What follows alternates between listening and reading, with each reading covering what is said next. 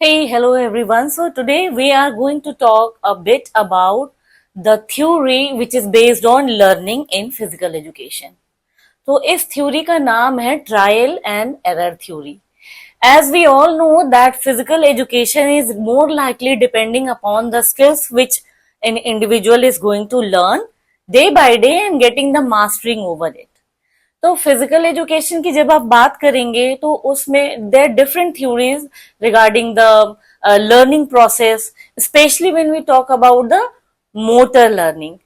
So today what we are going to talk, we are going to talk about the trial and error theory. तो ये theory जो दी गई थी वो एक अमेरिकन साइकोलॉजिस्ट थे, थॉर्नडाइक. तो इनके द्वारा ये थ्योरी प्रपोज की गई थी. बेसिकली इस थ्योरी के अकॉर्डिंग वो ये कहना चाहते हैं कि कोई भी खिलाड़ी, कोई भी सीखने वाला इंडिविजुअल अगर नंबर ऑफ टाइम्स अपनी प्रैक्टिस को बढ़ाता जाता है तो उसी के साथ साथ जो नंबर ऑफ एरर्स हैं वो घटते जाते हैं.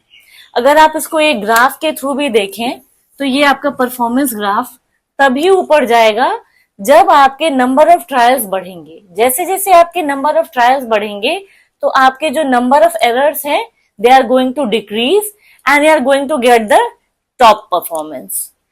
तो बेसिकली जब हम बात करते हैं ट्रायल एंड एरर थ्योरी की, तो regarding this theory, Thorndike has given so many of the laws of learning which are till today being in practice and which are more positively impacting the individual's performance. So there are some theories which I have written over here, जैसे कि law of exercise, law of effect, law of intensity, law of frequency, law of use, disuse. So these are some of the theories. अगर बात करें हम law of exercise की, What is this law of exercise? तो जैसा कि हम सभी जानते हैं कि practice makes a man perfect. तो आप जैसे ही अपना प्रैक्टिस का जो लेवल है वो बढ़ा देते हो, number of times you are just learning again and again, आपके किसी स्किल को परफॉर्म करने में, सीखने में, इट कुड बी पॉसिबल कि इनिशियल डेज में आपसे गलतियां हो रही हैं, मिस्टेक्स हो रही हैं. तो यहीं पर आपको रुकना नहीं है. You just have to keep on practicing, and with the number of practice you are doing each and every day, you will get the mastery over it. And this is the law of exercise, that the number of time you are going to do the exercise or the practice, you are going to get the skill and mastering over it. उसके बाद law of effect.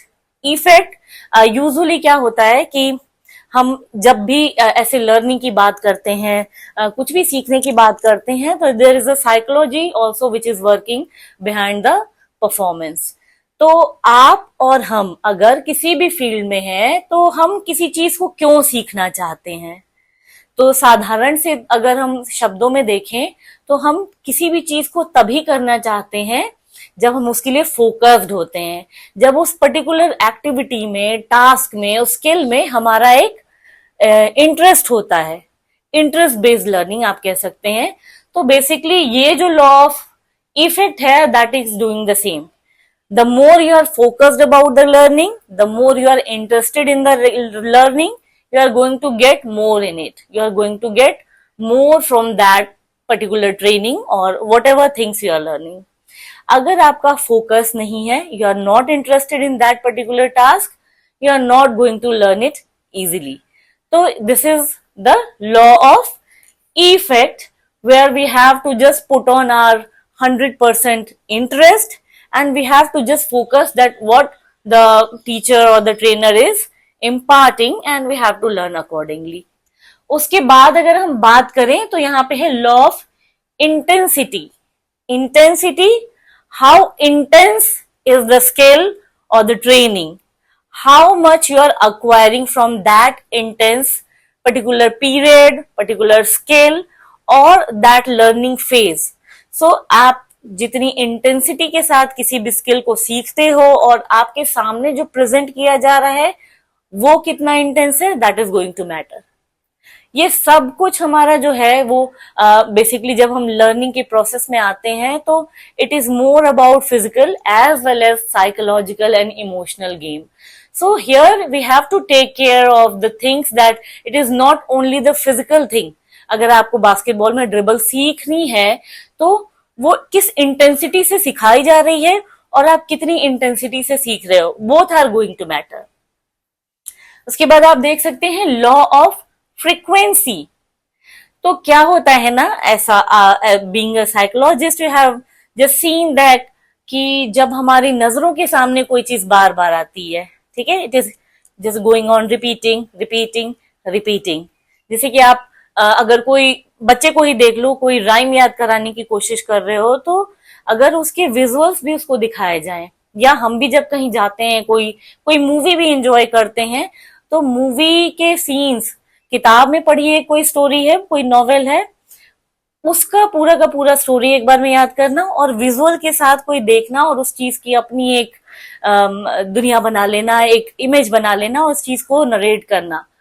So this could be possible that how much frequently you are just watching. जैसे कि ads हम देखते हैं TV में, तो मोर और लेस एक बार देखा, दो बार देखा, तो हमें यूजुअली जो उसकी जो जो भी उसका डायलॉग होता है, उसकी जो टैग लाइन होती है, वो बिना किसी एफर्ट के याद हो जाती है।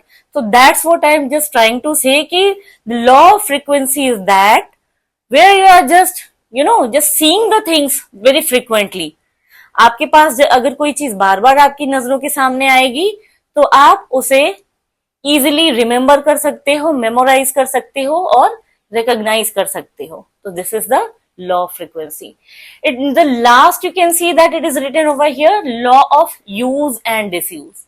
तो ये तो प्रकृति का नियम होता है कि अगर आप अपने किसी शरीर के किसी एक पार्ट का भी, बॉडी पार्ट का यूज नहीं करेंगे, तो वो धीरे धीरे क्या होता है, उसकी अहमियत कम होती जाती है। जैसे कि हमारी बॉडी में टेल बोन है, कुछ ऐसा ही स्किल्स के साथ भी होता है।